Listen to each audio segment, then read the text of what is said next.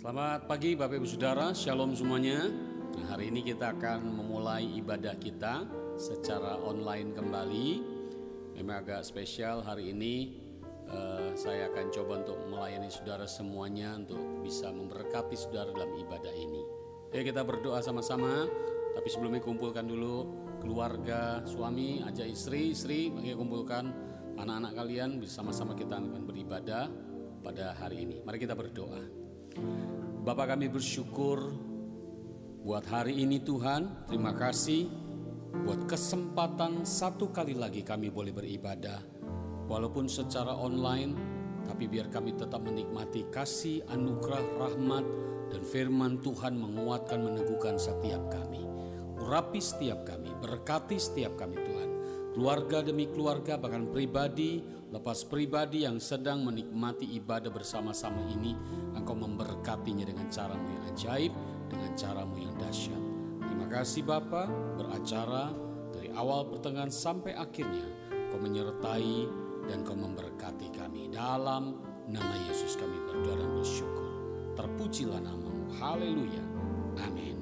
Mari kita siapkan hati kita. Saya mau ajak kita naikkan satu pujian. Pujian ini menyatakan hanya di dalam dekat Tuhan, hanya dalam hadirat Tuhan, tempat yang membuat kita tetap tenang. Saudara nyanyikan pujian ini dengan ucapan syukur bersama-sama. Terima kasih Tuhan Yesus. Satu hal yang ku rindu,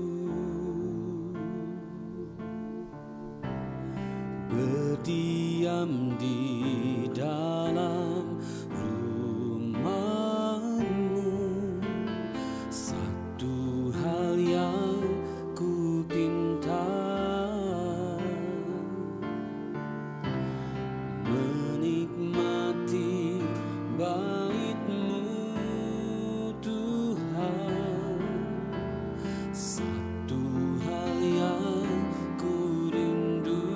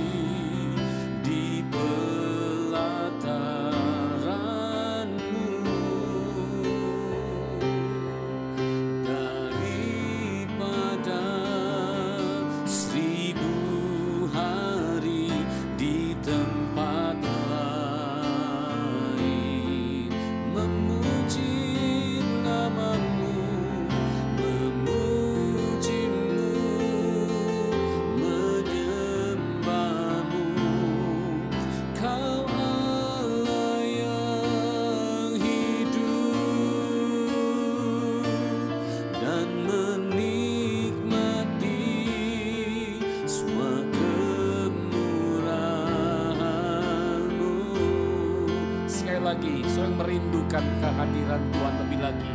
Nyatakan sama-sama. Lebih baik satu hari di pelataranmu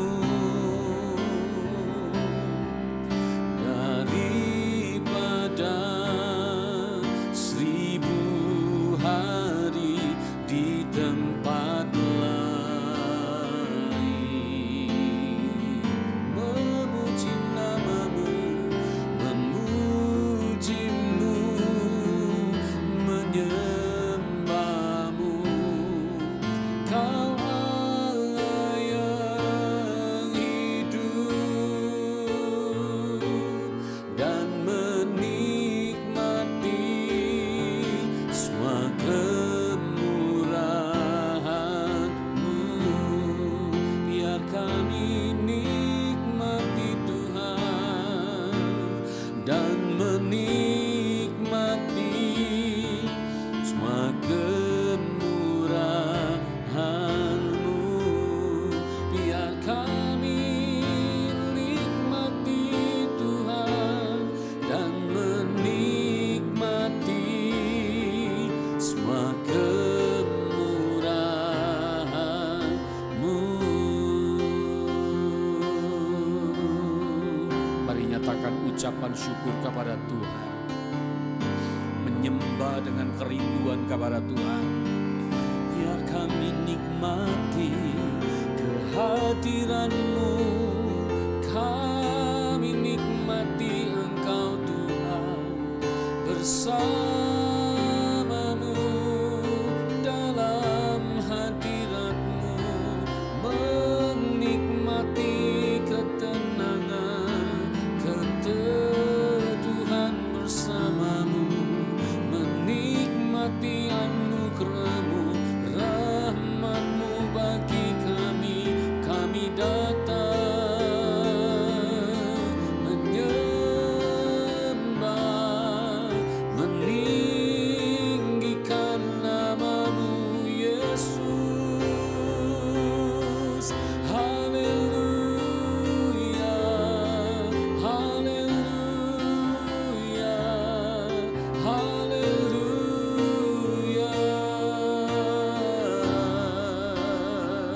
Biar kami menyembah, menikmati Engkau, menikmati kehadiran-Mu, ya Yesus. Haleluya, Kau hadir ya Tuhan, menjamah hidup kami, memenuhi.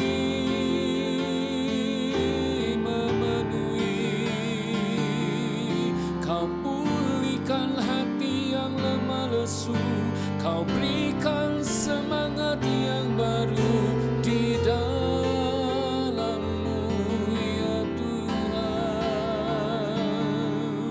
Biar hati kami menyembah, biar hati kami memuliakan nama-Mu.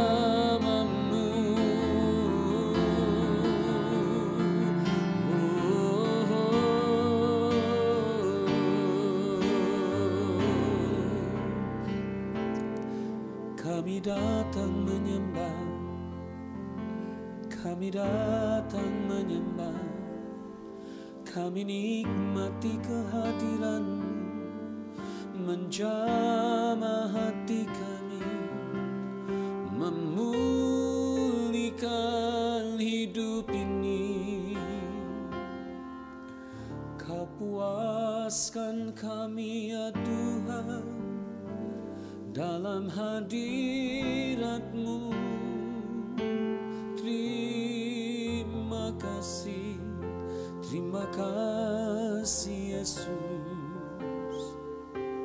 Ini hidup kami Tuhan, kami menikmati dalam menyembah Tuhan. Kau hadir di tengah-tengah kami, Kau memberkati, Kau mengurapi, memberi kekuatan kepada yang lemah. Terima kasih Bapa. Terima kasih Tuhan. Biar dalam hadirat-Mu hidup kami boleh menyenangkan Engkau. Dalam hadirat-Mu hati kami tetap memuji memuliakan nama-Mu Tuhan. Sebab kami tahu tujuan hidup kami adalah menyenangkan hati Tuhan. Hidup kami memuliakan nama Tuhan. Dan seluruh hati ini kami persembahkan untuk menjadi kesukaan Tuhan. Menyenangkanmu, senangkanmu, hanya itu kerinduanku. Sama-sama nyatakan.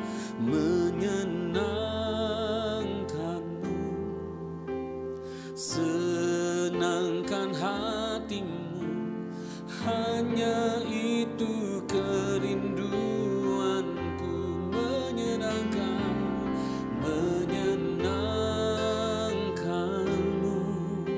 senangkanmu, hanya itu kerinduanku.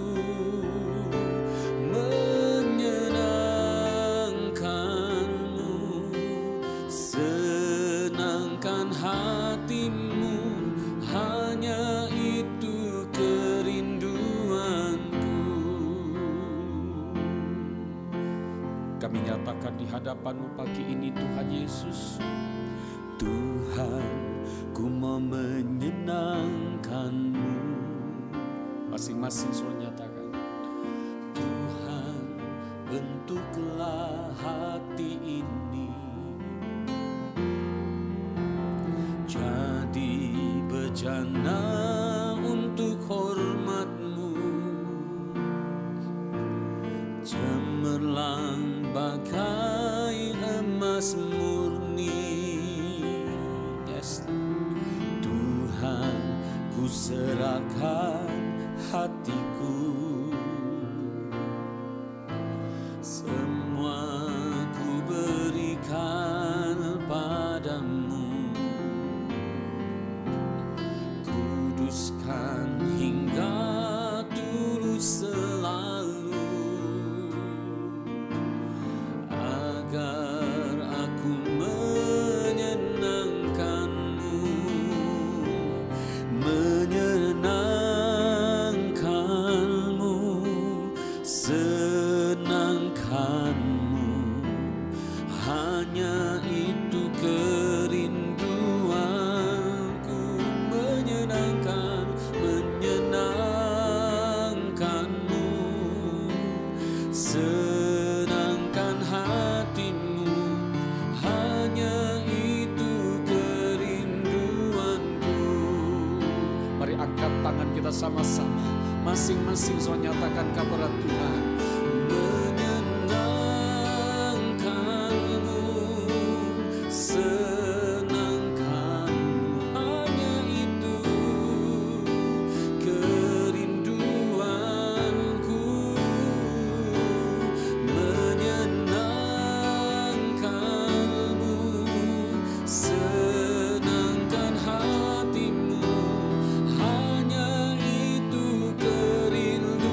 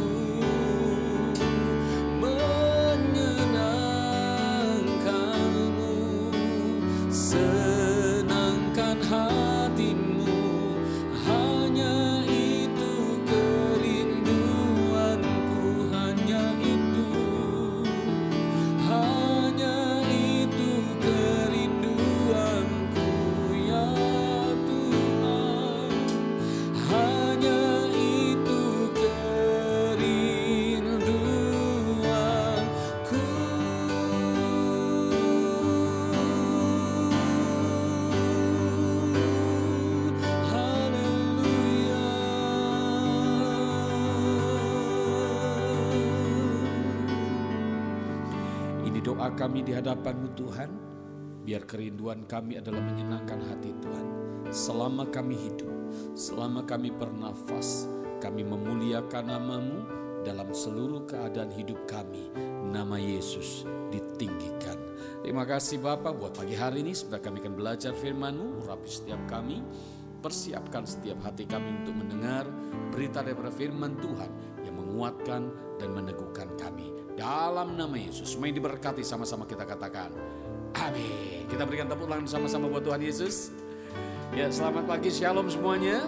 Nah, hari ini kita ibadah online kembali, saudara. Kita dengar berita bagaimana Serang sudah ditetapkan PSBB dan juga Jakarta besok hari Senin sudah ditetapkan juga PSBB total, saudara ya. Baik, nah kita akan belajar bersama-sama dalam masa-masa seperti hidup dengan bijaksana. Nah, saya mau ajak saudara untuk sama-sama terfokus kepada Tuhan. Jangan takut dengan keadaan di luar, jangan takut dengan keadaan sekitar yang sedang terjadi, saudara. Karena saya percaya segala sesuatu di luar mungkin tidak terkendali, tetapi Tuhan tetap pegang kendali. Setuju, katakan yes. Nah, hari ini kita tetap memasuki tema bulanan yaitu promoting, saudara. Minggu lalu saya sudah menjelaskan kepada saudara bahwa ada 3 bagian dalam promosi, yaitu involvement, keterlibatan dalam komunitas, yang kedua komitmen di dalam komunitas, yang ketiga engagement atau keterikatan akan perjanjian yang lebih diperdalam disebut dengan pertunangan. Ya, itulah promosi akan terjadi buat setiap kita kalau kita melakukan step-step yang sudah kita dengar pada minggu lalu. Nah, hari ini saya akan lebih menyoroti dalam ayat dasar kita di 1 Petrus 5 ayat 6. Kita baca dulu ya saudara ya. 1 Petrus 5 ayat 6 berkata begini. Karena itu rendahkanlah dirimu di bawah tangan Tuhan yang kuat, supaya kamu ditinggikannya pada waktunya. Saudara, hari ini saya akan lebih memfokuskan kepada satu kalimat. Karena itu rendahkanlah dirimu di bawah tangan Tuhan yang kuat. Kunci untuk mendapatkan promosi dari Tuhan adalah merendahkan diri. Jadi menurut firman Tuhan di dalam 1 Petrus 5 ayat yang ke-6, kunci untuk mendapatkan promosi dari Tuhan adalah merendahkan diri. Nah, kata merendahkan diri dalam bahasa aslinya adalah ditulis dengan dibaca tapinoo. Tapinoo, saudara ya. Dalam bahasa Inggris diterjemahkan sebagai be humbled. Artinya diartikan menjadi merendahkan atau untuk dihina atau untuk direndahkan. Jadi memang pengertian kata rendahkanlah dirimu benar-benar kita harus merendahkan diri di bawah tangan Tuhan yang kuat. Nah, sementara arti daripada tangan Tuhan yang kuat ditulis dengan kalimat mighty, artinya perkasa, saudara. Oke, nah jadi bisa disimpulkan kalimat rendahkanlah dirimu di bawah tangan Tuhan yang kuat mengandung arti paling tidak ada 3 hal. Saya akan bagikan buat saudara pada pagi hari ini. Yang pertama, kata merendahkan diri atau rendahkanlah dirimu. Yang pertama berbicara mengenai percaya dan menyerah kepada kehendak pencipta. Mazmur 25 ayat 9 berkata begini.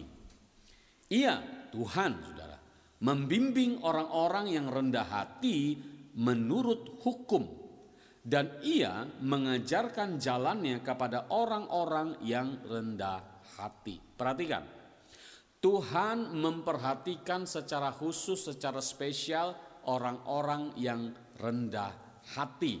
Dikatakan bahwa orang yang rendah hati di ayat Mazmur 25 ayat 9 ini, dia akan dibimbing oleh Tuhan dan juga Tuhan akan mengajar.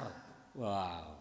Jadi orang yang dibimbing, orang yang diajar itu adalah orang yang rendah hati di hadapan Tuhan.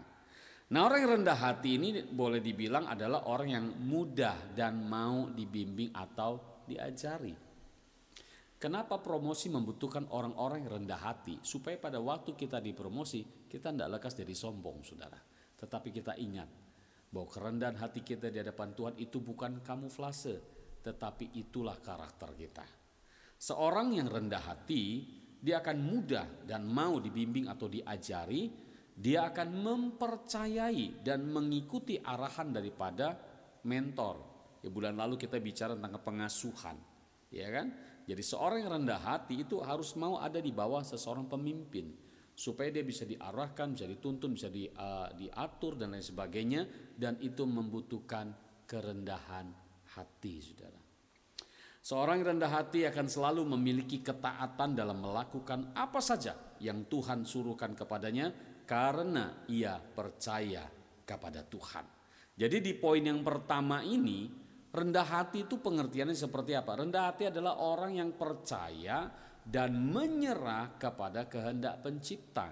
Nah, dalam konteks ini kita memiliki satu karakter yang mau dibina, dituntun, dan memiliki ketaatan dalam hal itu. Nah, saya mau ajak setiap saudara, marilah rendahkan hatimu untuk ada di bawah pimpinan, supaya pada waktu engkau dipimpin, kau bisa diarahkan dengan baik dan kau bisa mengikuti alurnya seperti itu. Itu pengertian yang pertama. Pengertian kerendahan hati yang kedua adalah tidak sombong atau jangan sombong. Di dalam Mazmur 103 ayat 14, firman Tuhan berkata begini, sebab dia sendiri tahu apa kita, dia ingat bahwa kita ini debu. Nah, saudara perhatikan, orang yang rendah hati adalah orang yang tahu siapa dirinya. Ya, orang yang rendah hati adalah orang yang tahu siapa dirinya. Jadi dengan kata lain, kalau saya bilang orang sombong itu orang yang tidak mengenal siapa dirinya. Nah, di hadapan Tuhan kita harus merendahkan diri. Kalau merendahkan diri di hadapan Tuhan, ini Tuhan loh. Dia tahu hati kita, dia tahu kedalaman hati kita, dia tahu motivasi kita, dia tahu tujuan di hati kita. Jadi tidak ada yang tersembunyi. Nah, kalau selalu merendahkan diri di hadapan Tuhan, jangan menyombongkan diri di hadapan Dia. Ingat, Lucifer diusir keluar dari sorga karena dia sombong dan dia menyombongkan dirinya. Jadi Tuhan itu mengenal setiap pribadi manusia sampai ke dalam hati kita, tidak bisa sembunyi, saudara.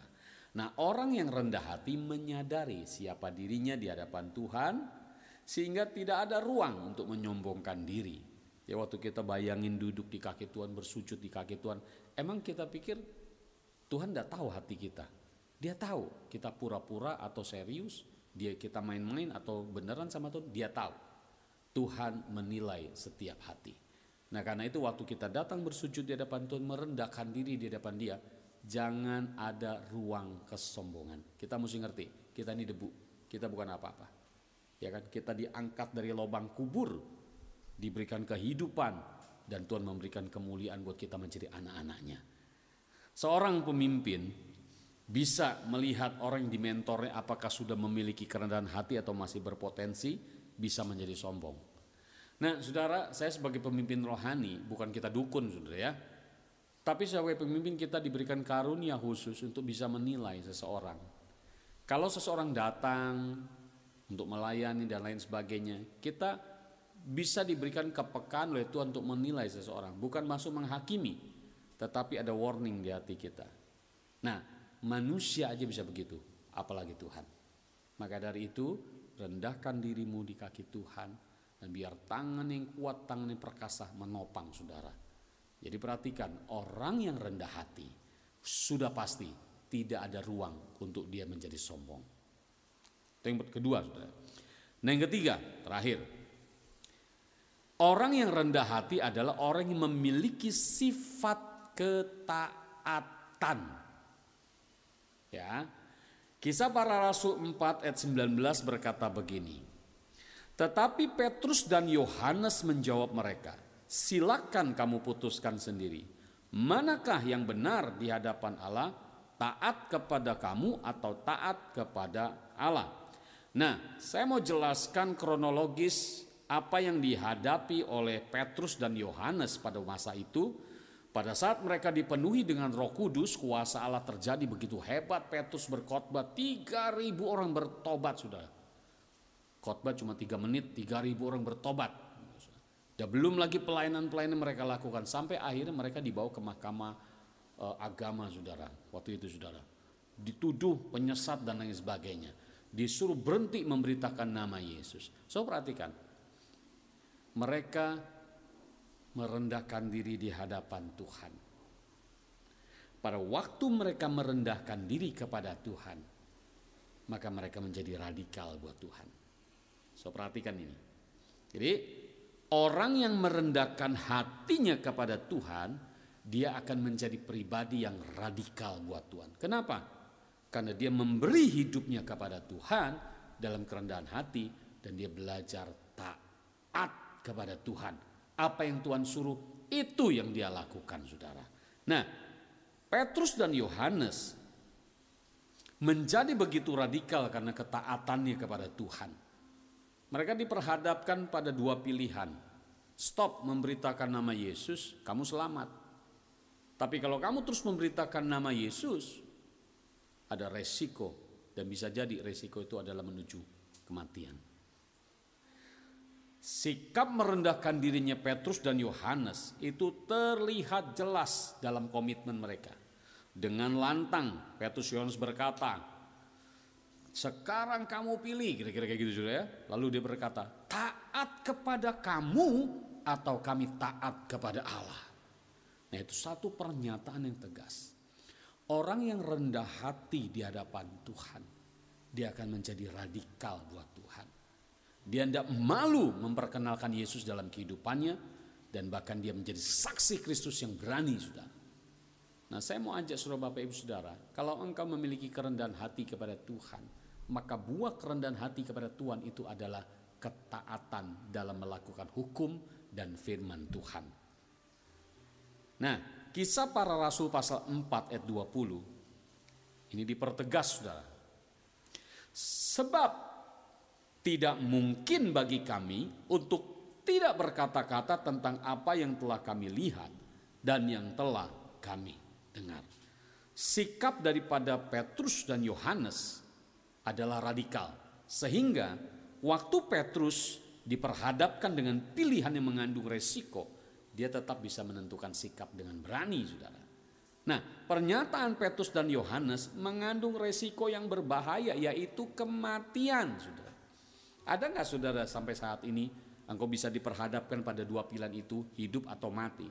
Kalau kamu pilih yang benar, kamu mati. Tapi kalau kamu nggak pilih yang benar, kamu bisa hidup. Nah, bagaimana kayak begitu?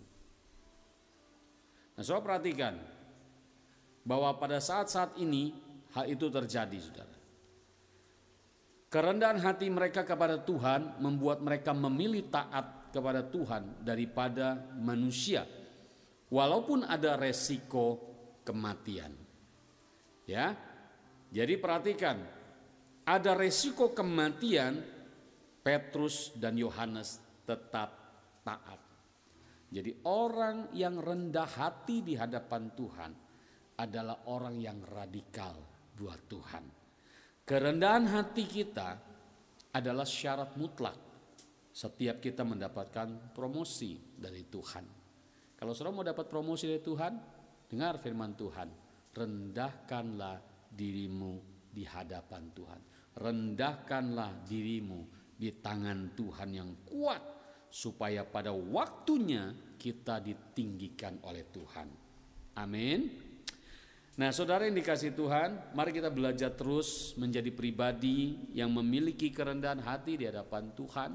Tidak mudah sombong pada waktu Tuhan pakai, sebab promosi itu membutuhkan orang-orang yang rendah hati. Bisa jadi sih orang yang tidak rendah hati didapat promosi, tapi tidak akan bertahan lama. Kalau orang yang rendah hati dipercayakan oleh Tuhan, dipromosi oleh Tuhan, maka yang terjadi adalah dia akan semakin naik, dia akan semakin naik, dia akan semakin naik. Amin. Dan saya berdoa, saudara tangkap ini baik-baik. Di tengah wabah COVID seperti ini, bukan alasan buat kita untuk tidak bisa merendahkan diri di hadapan Tuhan. Dan bukan alasan buat Tuhan untuk tidak bisa mempromosikan saudara. Bersiaplah, kalau engkau melakukan firman Tuhan ini, menjadi orang yang rendah hati di tangan Tuhan, maka waktunya Tuhan, dia akan angkat hidupmu. Usahamu akan diberkati, bisnismu akan diberkati, keluargamu akan dipulihkan, dan apa yang kau kerjakan dengan tanganmu akan ada berkat Tuhan turun dalam kehidupanmu. Amin.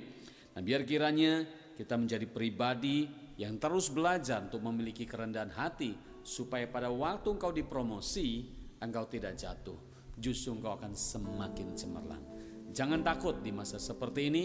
Ada Yesus yang selalu bersama dengan kita, mendampingi kita, bahkan promosi Tuhan bisa datang tiba-tiba dalam hidup saudara. Mari saudara kita bangkit berdiri bersama-sama. Saudara angkat tanganmu sama-sama, saya mau berdoa buat saudara. Kita naikkan pujian sama-sama sekali lagi kepada Tuhan. Menyenangkan hatimu Tuhan, hanya itu kerinduan kami. Menyenangkanmu, senangkanmu, hanya itu kerinduanku. Sama-sama nyatakan, menyenangkanmu, senangkan hatimu, hanya itu kerinduanku. Masing-masing nyanyikan buat Tuhan. Menyenangkanmu, senangkanmu, hanya itu kerinduanku. Menyenangkanmu, senangkan hatimu, hanya itu kerinduanku. Hanya itu kerinduanku. Hanya itu Tuhan, hanya itu kerinduanku.